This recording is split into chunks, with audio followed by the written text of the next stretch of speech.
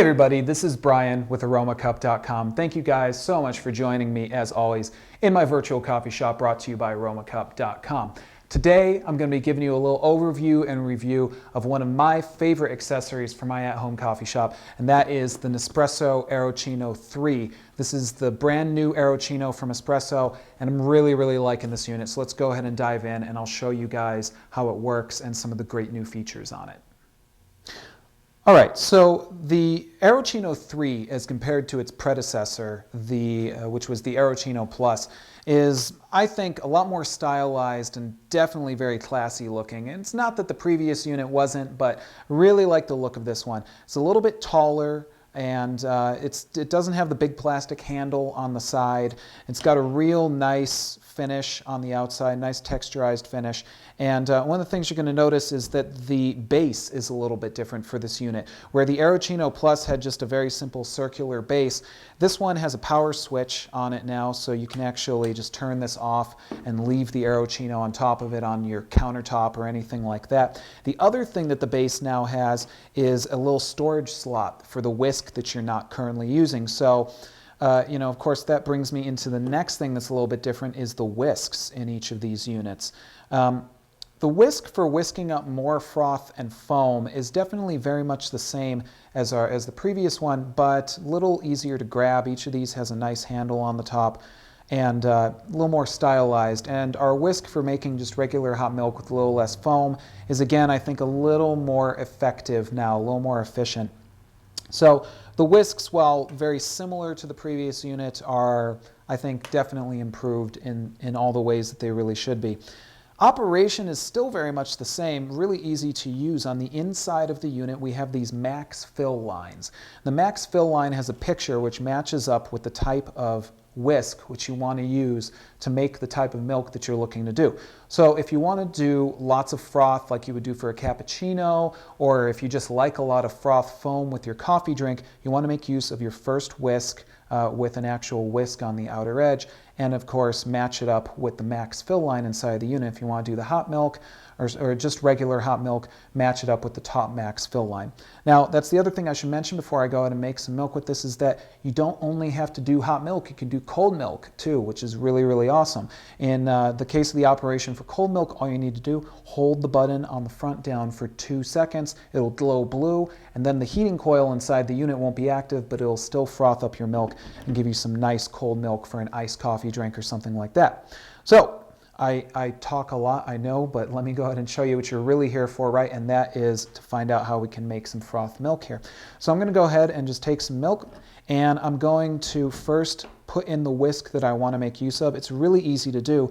Just take your whisk and attach it to the little nub that's on the inside of the unit. The nub has a magnet in it, and so your whisk will stay right on top of that nub. You see it's not coming out. And it's not going to move, and that, of course, works in action with the motor inside the unit to froth up your milk. So now we just need to take our milk and go ahead and add up to the max fill line. Make sure we get that about right. I think I'm right on the line, not too bad. All right, you don't want to go above the line if at all possible, because if you do that, you'll notice that the unit won't exactly froth the milk properly. If you go below, same thing, won't froth it properly. Put your lid on the top, which is nice and sealed with a rubber seal around the side, so you're not going to have milk flying everywhere, steam or anything like that. And now all we have to do is, of course, make sure that our base is turned on, which we can see there's a little green light on the front of the base. And then we're going to go ahead and just press the button once. And there you go. It's doing its job. And I wish I could tell you that you would know it was working by the sound, but you can't hear it. But I assure you, it is actually spinning. You know it's working because of the red light that's active on the front of the unit, but you can't hear it. I mean, I'll put my mic up to it.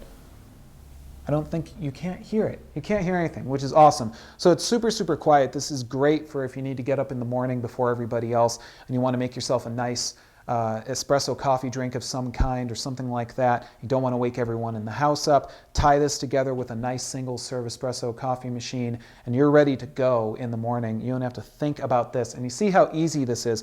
Frothing milk, it usually takes putting milk into a metal container and using a steaming wand and all these kind of things, burning yourself more than likely. I have my own fair share of burns on my hands from my coffee shop time from using steaming wands, and it's just not very ideal. This unit is really, really fast and easy to use. And you see, it froths up the milk in literally just about a minute or less. It's already done doing its job.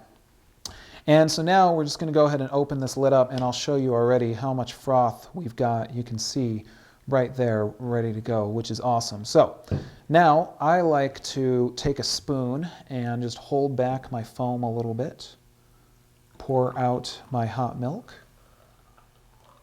and then I can spoon out my froth.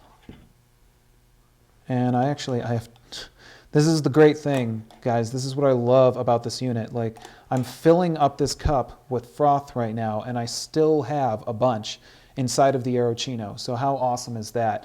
That's something that is really, really cool about this unit. Again, its heating coil is incredibly effective. It makes all this froth foam.